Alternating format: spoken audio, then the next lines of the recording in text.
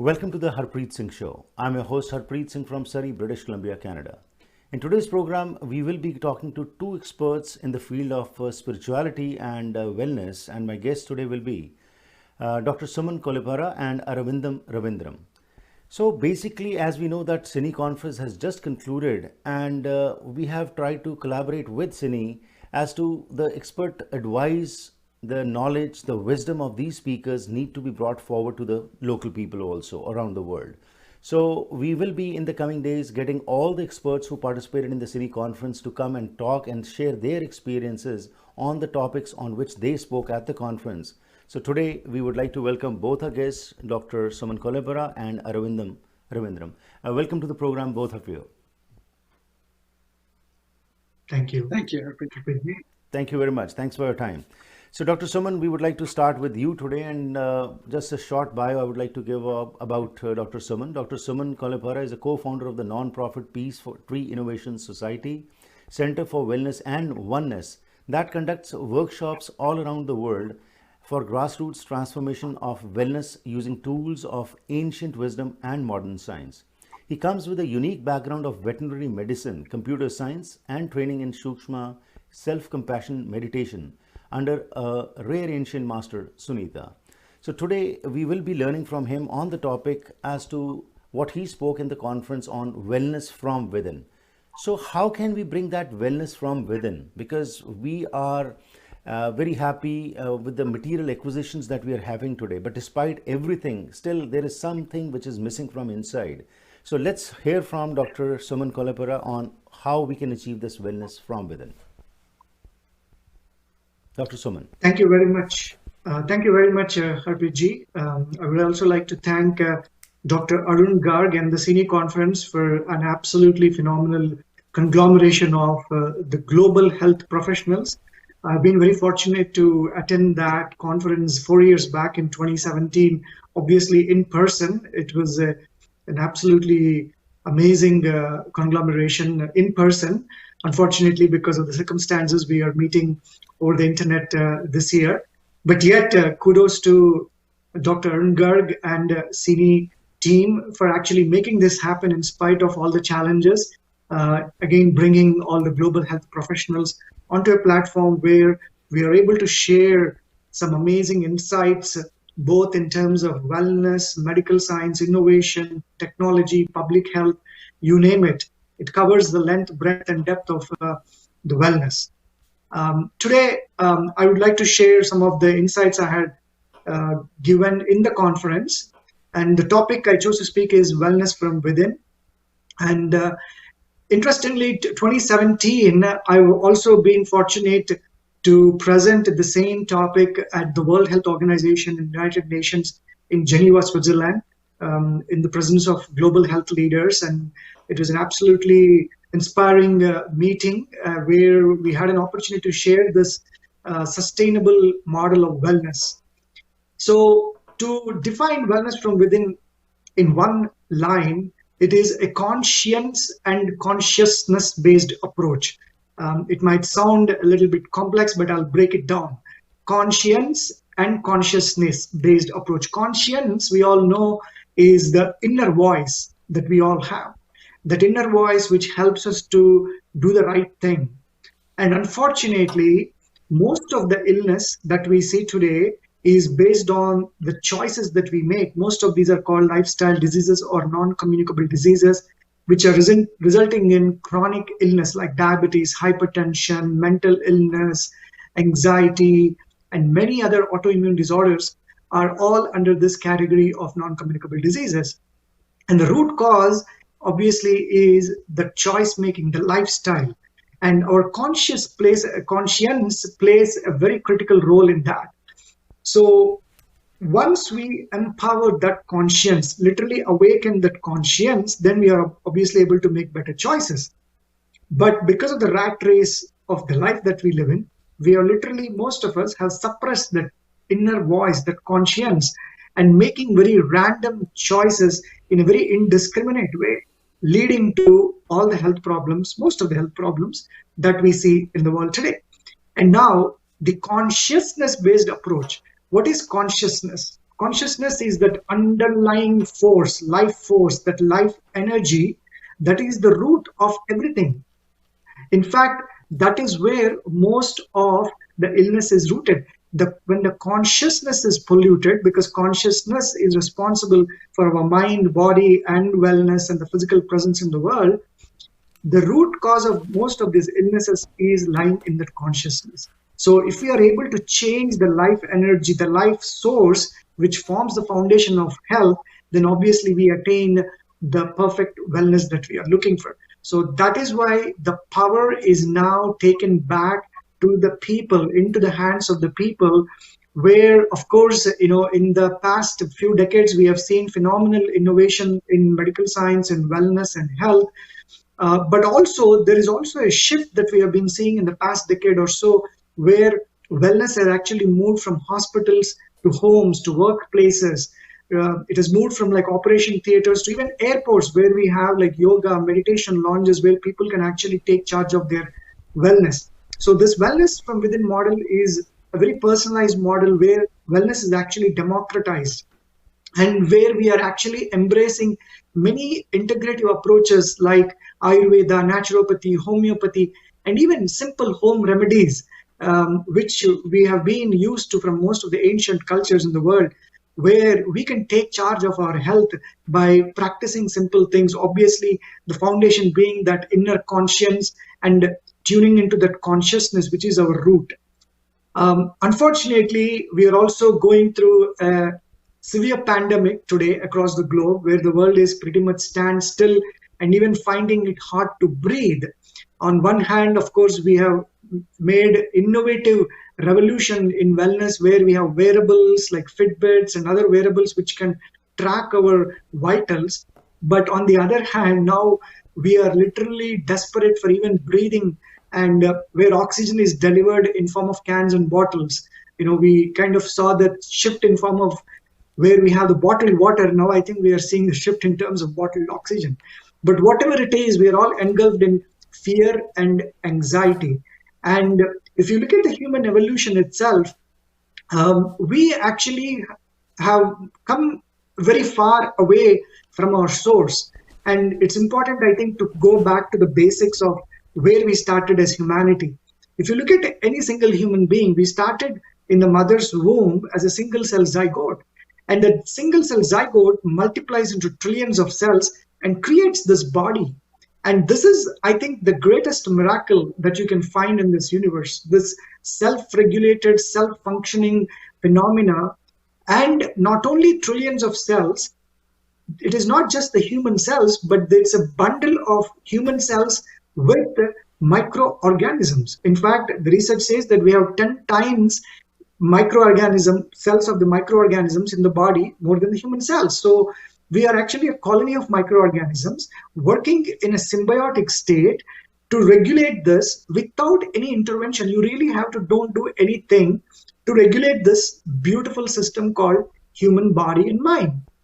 But unfortunately, in the past few decades, we have embraced a very destructive lifestyle because of the rat race that we are in, leading to a lot of self-inflicted illness, which I mentioned: diabetes, hypertension, anxiety, depression, most of the NCDs, non-communicable disease that we see today. And we may not see it the way we see the pandemic and COVID, which is really killing many people, but the NCDs and mental is also causing similar destruction to the humanity. We are almost at the verge of human extinction. This may sound very kind of exaggerated, but that's where we are at. We are going to get there very soon. And who are to be blamed for this? Us, nobody else. So the goal is to be able to rewrite that story from us. And that's where Peace Tree Innovation Society evolved 14 years back. Obviously, it has been done in an informal way by Master Sunita for 45 years at a grassroots level. And the model is a very sustainable model. The foundation is, how do you build self-awareness and self-regulation into humanity? And we have been doing, obviously, in the past 14 years, a lot of work at the grassroots, targeting the root cause and helping everyone tap into that human conscience. and shifts in collective consciousness. Because at the end of the day, what we need is to be able to shift the individual conscience, individual consciousness, and eventually collective consciousness, and only then we can see a shift in the global well-being. And at the root of this, obviously, is how we feel, how we perceive things in our day-to-day life, and what is involved in this is the mind and emotions. So our program, Peace to Innovation Society, is rooted in an ancient healing system called Sukshma healing meditation. It's not just meditation. There are lots of subtle yogic practices that we do part of this. And this ancient healing meditation obviously works on how we process the information at a mental and emotional level. And what we are seeing is basically bridging this science and wisdom onto a one common platform and seeing lifestyle shifts with this integrative approach. What we realized is one pill cannot cure all. So what we need is an integrated approach where we bring in the ancient wisdom like yoga, meditation, Ayurveda, naturopathy, all of these into a one common platform, which helps individuals. And through this, we obviously have been working on grassroots. Our educational modalities have been how to impact the psychology and the physiology. And the first thing that comes into mind for everyone is stress. So if you look at most of the NCDs, the stress is at the root for all of these, and the emotional management. Both are the foundation of our well-being. So our focus has been to help liberate this knowledge, which has been kind of niche in the med schools or hospitals, and help a common man, a layman, to understand what is the mind, what is the body, how does the psychology and physiology integrate to create wellness. So we started doing lots of workshops at the grassroots, in libraries, in schools, in community centers, even in addiction centers, prisons, you name it, where we have taken this knowledge through a process called education. Obviously, the three pillars for our organization is enlighten, or you can call it empower. So first step is to help people get that education and knowledge. Once you have that knowledge, the next step is to provide them the experience. How can you experience your optimal wellness? How can you come to that state of equilibrium? So through these sessions, we help people actually experience that mental calm, emotional calm, and see the shifts at the physical level, eventually leading to amazing chronic illness management. And in the past 14 years, I myself have seen amazing shifts in people who have participated in this program. We have seen people heal from diabetes, hypertension, autoimmune disorders, and even mental illness. Like I said, we have taken these programs to across the globe. World Health Organization, UN, Master Sunita has presented these sessions in the Andhra Pradesh State Secretariat in India. Yes, Vyasa Swami Vivekananda Yoga University in Bengaluru, National Institute of Yoga in New Delhi, and a lot of conferences where we have shared these insights and where people have benefited in a phenomenal way. Now, if we kind of take a little bit shift towards the science behind this wellness from within, a lot of people obviously say, well, is this all mumbo jumbo? Well, it is not, because if you look at some of the top universities in the world today, they're spending millions of dollars on research on meditation, yoga, and other integrated approaches. And I have been watching thousands of literature, research papers published in this area. And some of the impact of meditation, for example, is in an area called neuroplasticity, where you see changes at your neural network level. The areas where there is stress involvement are seen to be performing lower, and the areas which are responsible for your self-regulation and self-awareness, like your prefrontal cortex, there is higher activity in those areas, higher amount of gray matter in those areas. So with the technology, we are actually able to now see this and say, well, this is not mumbo jumbo anymore. This is actually real. And there are changes even in the gene expression. For example, there is a genetic expression in the body called telomeres. They have found that people who have gone for meditation practices see extended length of telomeres, which results in extended longevity. Another simple research that I've come across is breathing exercises. We all know who practice breathing exercises. We have this saliva oozing out from our mouth, and what they found is that saliva that comes out of these breathing practices has nerve growth factors. And these nerve growth factors are very critical in regulation of your neural networks, in proliferation and maintenance of neural networks. Again, a phenomenal benefit in people who are suffering from dementia, Alzheimer's disease. So there is tremendous, I mean, even looking at yoga asanas, for example, at a physical level, it impacts vagus nerve. Like vagus nerve is the longest nerve that's carried in your body. It regulates your heart rate, your blood pressure, your fight or flight response, your stress response. And what they're finding is there is phenomenal vagal tone stimulation during the practice of this yoga asanas. And obviously a shift from what we call the fight or flight sympathetic nervous system to the rest and digest relaxation parasympathetic system. So the essence of what we are trying to do with this model of wellness from within is bring people back to themselves, develop self-compassion, self-love, focusing on you, building the qualities of compassion, empathy, and love for yourself to begin with. And through this process, re-innovate and reinvent ourselves. And it's time. I think, we have focused a lot on innovating and inventing in the external material world, but we are forgetting the most precious resource. So it's time that we re-innovate ourselves and put wellness back into people's hands, obviously by marrying both experimental, medical science and experiential ancient wisdom. And when we bring these two dimensions, I think we would find that perfect formula, a sustainable model for wellness. Wonderful. Excellent. And obviously, excellent talk, Dr. Suman. Thank you for this perspective, what you talked in the CINI conference, and we are carrying that information forward to the thousands of people in the world.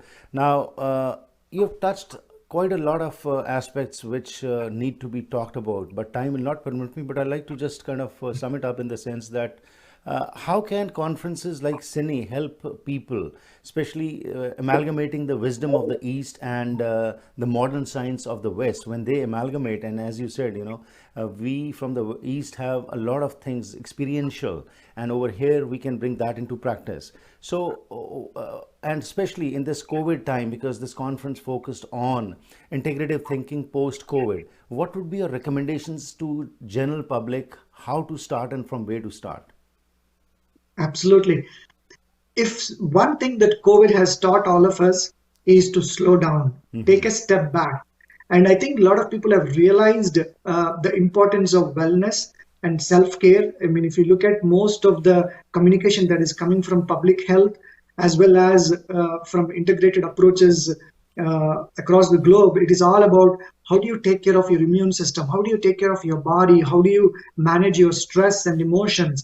So one thing that COVID has really taught and created a good foundation is to help us build on that. And if we can really take that forward, this aspect of self-reflection, and I'm sure people are, going through a lot of turmoil, losing their very close family members who have succumbed to this and themselves succumbed through the pain and trauma of this. And I'm hoping that this will really ignite a different approach towards the way we live. I think as a humanity, even though we have evolved from animals in the forest, we haven't forgotten that survival of the fittest response. But I think it's time we shift from survival of the fittest to survival of the wisest, as Jonas Salk, the great scientist, doctor who discovered the polio vaccine, says, evolution favors the survival of the wisest. So I think we need to make that shift from the fittest to the wisest going forward, so that everyone is empowered to live a healthy, happy, and harmonious life. Absolutely wonderful. And of course, conferences like CINI provide an opportunity for the best brains from all over the world to come together, and especially it's been a blessing in disguise. Otherwise, had it been a normal time, it would have been a conference where we would have packed some people in an auditorium, but now this is spreading all over. So once again, thank you very much, Dr. Suman, and I would now like to welcome Mr. Aravindhan Ravindran. He spoke in the conference on the topic of cultivating healthy habits to combat chronic diseases, heartfullness perspective.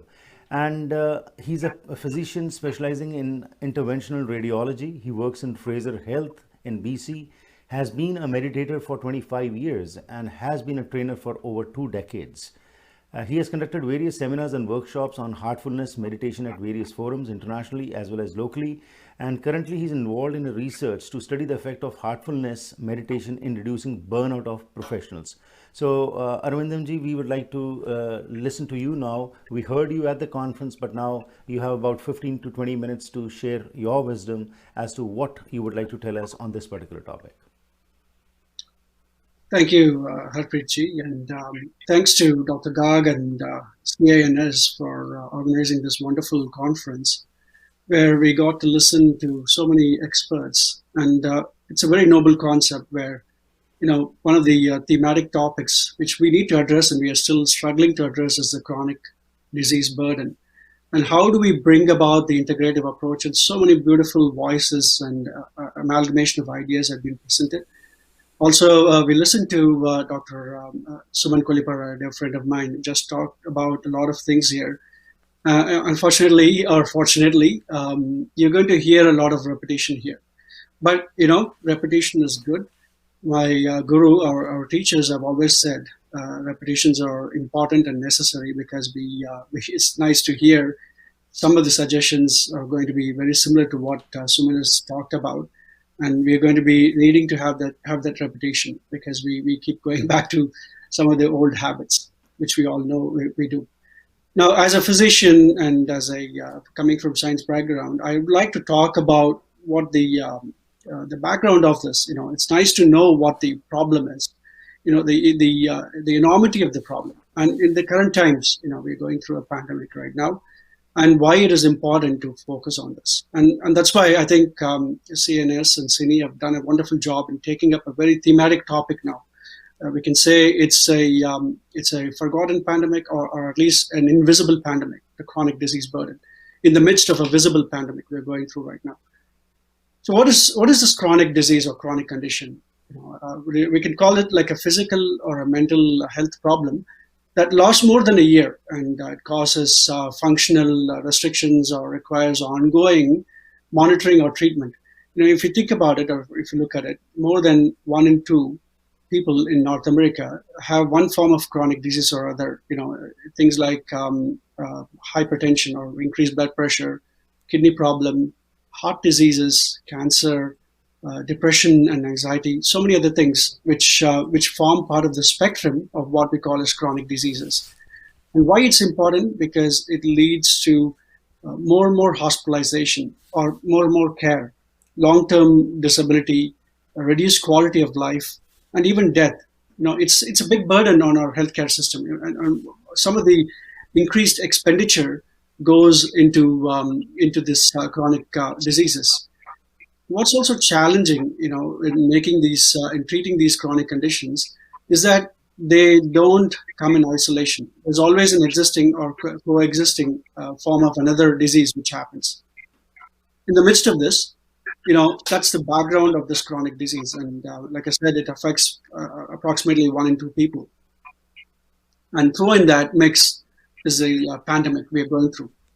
It's probably one of those significant events in our lifetime which we are having, and pretty much everyone is affected by this, families, friends, relatives, and we are hearing about so many people dying and affected in one way or other. What have we learned at the global level? One of the things which we've learned is we were completely unprepared for this. Many populations were also left vulnerable because of the high levels of pre-existing chronic conditions. They were not going away during this pandemic. They still had to be taken care of. But these very population have been vulnerable as well. This in turn has led to increased casualty in terms of death. And what the pandemic has also taught us in a personal level, there needs to be precaution. And there's increased focus on prevention is better than the cure aspect as well. Things like social distancing, wearing a mask, or even hand hygiene, all of that is really important because no matter whatever enforcement or regulations take place in the external field, the changes at the individual level ultimately helps to slow down the transmission of the virus or reverse the curve. And like someone pointed out, it's also helped us to slow down and take care of the priorities in life. It's really shaken people to the core. we not only saw the disease being transmitted by air, but something which is being transmitted by more powerful means is like fear, anxiety, by our thoughts even quicker, like how it's affected us, and shaken us to the core.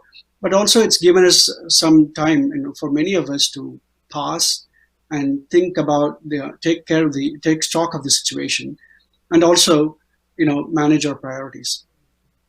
Coming back to the chronic disease, right? I mean, like the global burden of disease study done by Lancet, they mention a lot of these risk factors are actually preventable and treatable, and tackling them, brings about a huge social and economic benefits.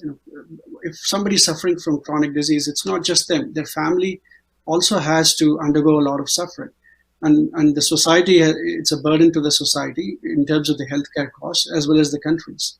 So some of the things which we can do by reducing the risk factors have been put together in the form of eating healthy, getting regular physical activity, getting screened at the appropriate time, and getting enough sleep, making healthy choices at work, school, and community level, and avoiding excessive consumption of alcohol, or decreasing the use, or cessation, or stopping the tobacco use.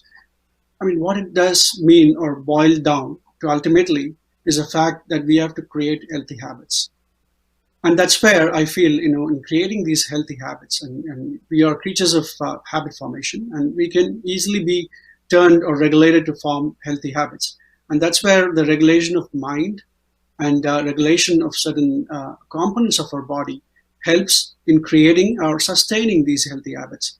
That's where I feel the yoga and the yogic techniques and meditation brings a big role in maintaining health or decreasing the burden of chronic illness. The advantages are that these are really simple techniques, and these are time tested. They've been there for millennia, and they are easy to incorporate.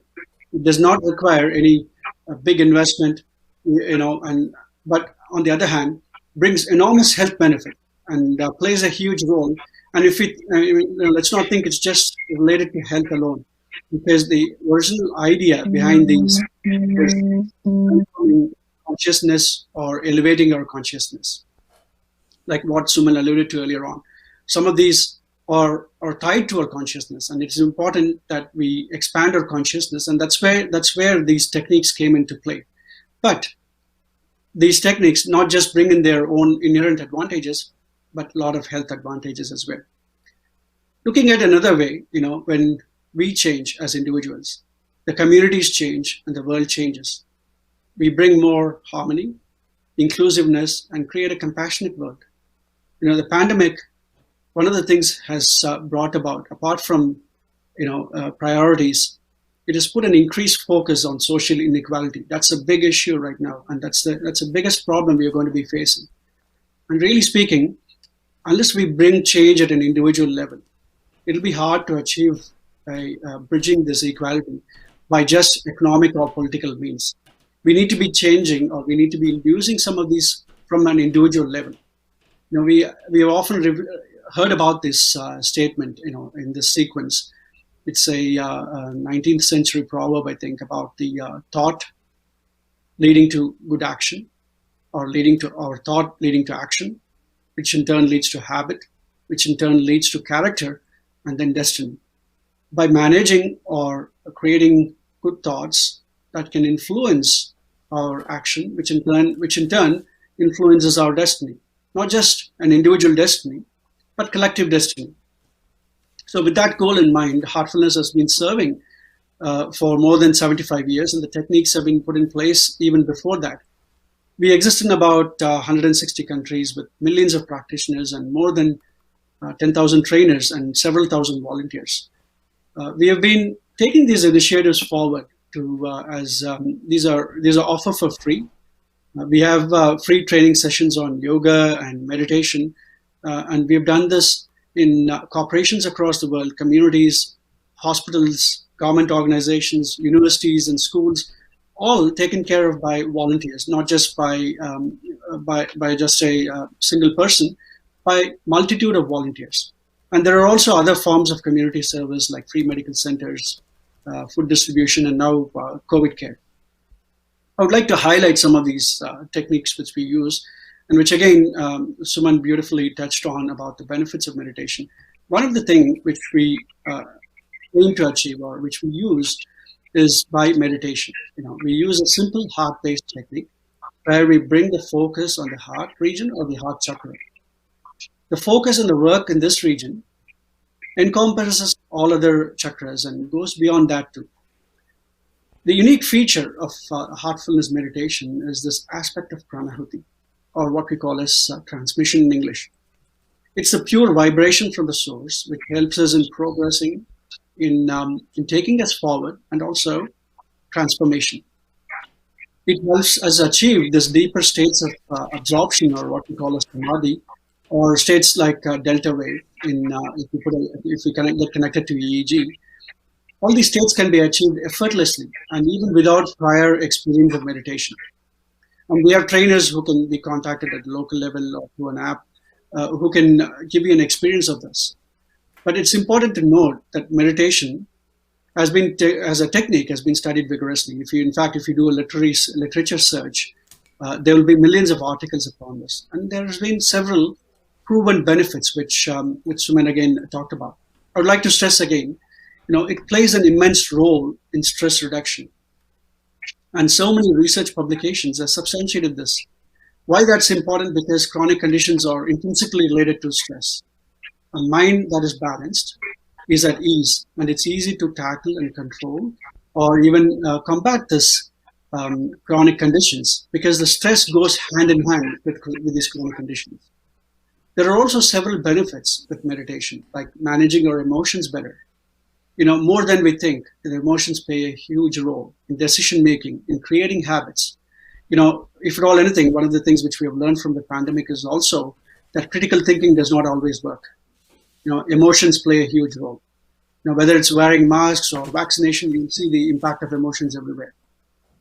Meditation also brings about better focus, better memory, learning, and being more open, less fear and anxiety. And like what Suman was saying, at the cellular level, it affects our chromosomes in a positive way by lengthening our telomeres. So much so, with the meditation, the benefits of meditation, so many medical associations, quite notable ones, have been embracing the concept of meditation.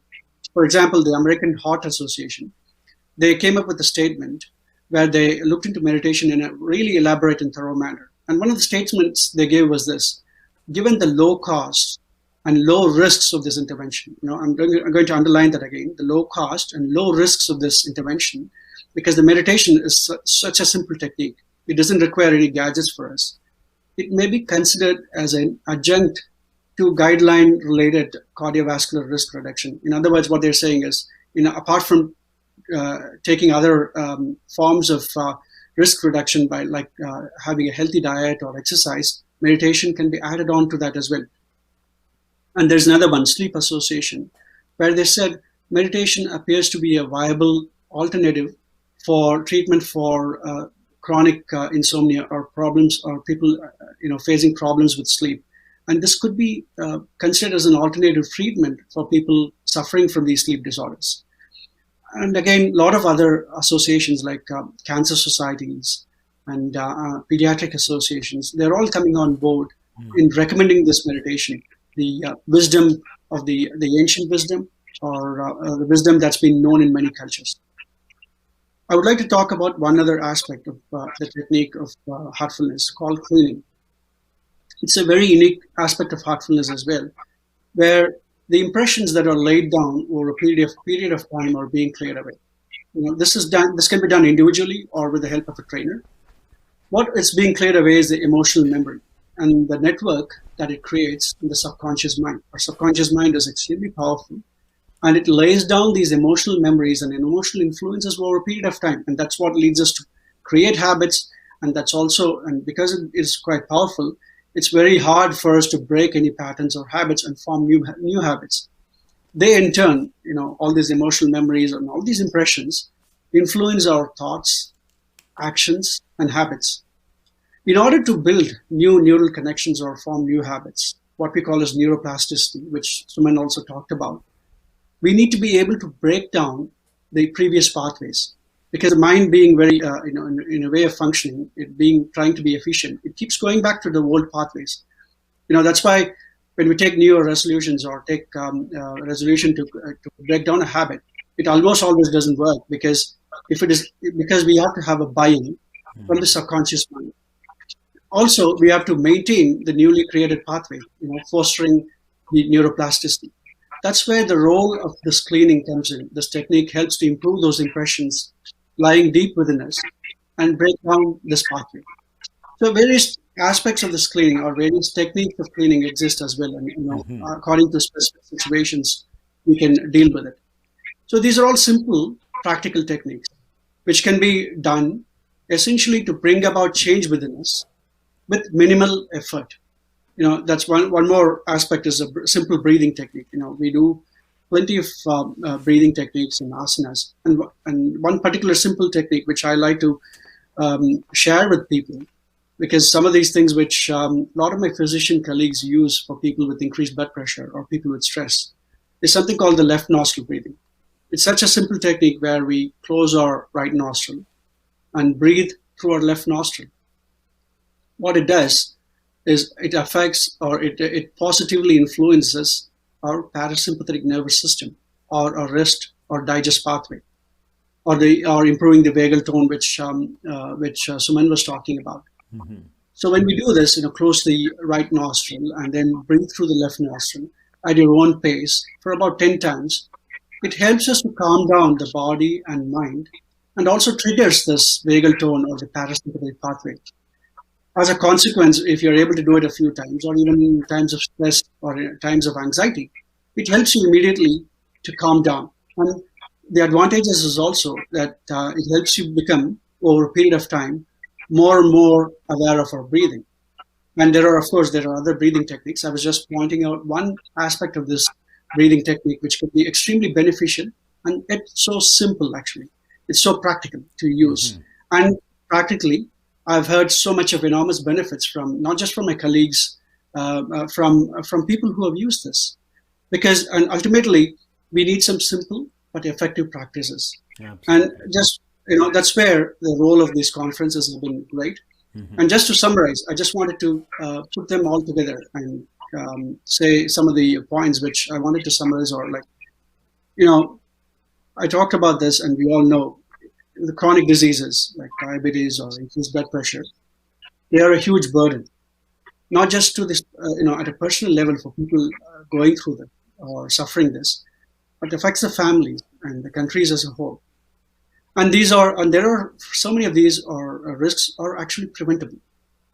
And we have tried the conventional means, and bringing in the alternative therapies and integrative thinking helps put the focus on certain simple techniques like meditation and yoga, mm-hmm. which has enormous benefits, not just in its intrinsic level, but in the health level as well. They give us practices which support creating these healthy habits and a balanced mind. Now, my teacher often says this: when the world is at peace and the mind is not at ease, it does not really benefit the individual. Mm. When the mind is at peace and the world around is in pieces, that really does not help the world either. If at all, one of the important lessons we have learned from the pandemic is the care of the individual unit is critical. If we don't cooperate or if changes don't come within, it's going to affect everybody else. That applies to these invisible pandemics as well. Chronic disease is one thing we talked about, but there are other invisible pandemics, stress being one of them. And we could also add hatred, prejudices, and greed as well as part of these invisible pandemics. Right. Unless these changes are incorporated at the individual level, the larger goals like compassionate communities or bridging social inequalities, they will remain elusive. And that's where the importance of these techniques and incorporate them into our life. Absolutely. Aravindhanji, thank you very much for this perspective. Would love to listen to both of you, but time doesn't permit. But towards the end, you have addressed one aspect. You have given a practical suggestion regarding breathing through the left nostril. But how can conferences, in a minute, if you can sum it up, you have been a participant in this conference and you have seen other speakers also speaking. Dr. Garg has been always talking about integrative approach towards our health, and it's bearing fruits now. Earlier these things were just confined only to the medical field only, but now it's coming up, it's making an impact. So how do you feel these kind of conferences are making an impact? If you could just sum it up with this answer. Absolutely. Again, we need the awareness. Mm-hmm. And these conferences are bringing the awareness. So one thing I would say is awareness. The second thing is acceptance. The experience of a lot of these people, and combined with their own experience from their background, speaks for volumes. And this is not to be discounted and taken into account. So there's awareness, there's more acceptance, and more mainstream. For mainstream to accept and take this up, we need more research, and Right. we need to bring about more and more of these research projects. And that's where coming together of these brilliant minds and coming together of like-minded people Mm-hmm. helps in taking this forward and create more platforms for research. We are a group of us physicians who are involved in assessing the corporate burnout Mm-hmm. using the Heartfullness meditation technique. Right. So things like that will go a long way. It'll take us mainstream for acceptance, and rolling out these techniques to healthcare and other areas. Think about the enormous healthcare cost reduction this can bring about, Very true. and some of these will have a major impact on the way the countries function and the healthcare function as well. Absolutely. There's no doubt about it. And this awareness and acceptance is increasing, which is a matter of great encouragement that both sides are accepting each other, and it is helping the community at large. Dr. Suman, Kollipara and Aravindhan Ravindran ji, thank you very much for your time. It was a pleasure listening to you. And we thank you from the bottom of our heart, and the entire team of CINI also thank you for your contribution to this conference. Thank you. Thank you very much. Thank you. And we would like to tell our viewers that the Harpreet Singh Show has been collaborating with Dr. Arun Garg from Canada Indian Network Society for the past about 1 year. The second Tuesday of every month, we have some guests who come from around the world and talk about this approach of the integrative approach, that we need to start taking care of our own selves first, and then that is how we can bring about the desired change that we want to see in the world. So from this wisdom, we will be continuing in the next few days also. All the participants who participated in this conference will be coming over here and talking to you directly. And of course, these videos can be seen at the CINS.org, the website of Canada Indian Network Society. Thank you very much for sparing your time, and to our viewers also. And every evening at 7 p.m. Pacific Standard Time, Monday to Friday, I am sharing with you different speakers who come from around the world and talk about different aspects of life as to how we can become better human beings and serve the community and also ourselves. Once again, thank you very much. See you again. Have a safe evening. Stay healthy and enjoy yourself.